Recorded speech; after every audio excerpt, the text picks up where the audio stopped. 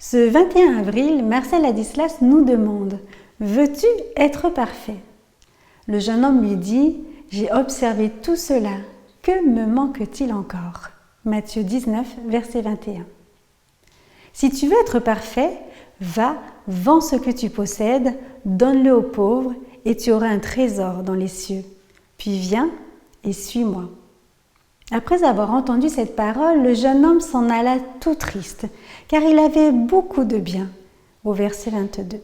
Marion Muller-Collard a écrit une très belle prière sur la loi qui nous libère de nos lieux d'esclavage, des lieux étouffants où nos possessions nous possèdent. Par ta loi, tu nous rends libres, ton dépouillement est notre richesse. Sur ce chemin de liberté, Jésus invite le jeune homme à assumer sa responsabilité d'homme, celle de construire sa vie. Ce que Jésus lui dit est valable pour tous les humains, tous ceux qui aujourd'hui ne veulent pas s'assumer ni prendre de responsabilité et restent comme de grands adolescents. Même en ayant tout observé de la loi, le jeune homme ressent un vide, un manque. Pour Jésus, ce manque, c'est le vide de Dieu dans son cœur.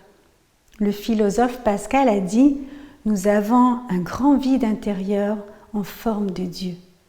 Jésus dit au jeune homme « Si tu veux être parfait, va, vends ce que tu possèdes, donne-le aux pauvres, puis viens et suis-moi ».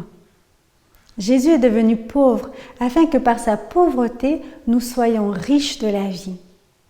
À Pâques, on accueille l'autre en lui offrant le pain de misère. Comme le jeune homme riche, nous sommes possédés par la richesse, par l'argent.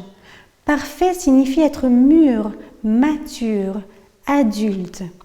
Il existe 3 stades de croissance. L'enfant est aimé, l'adolescent s'aime lui-même, l'adulte aime l'autre. Jésus veut cette perfection de l'amour, cette maturité qui se donne à l'autre et qui est celle de Dieu.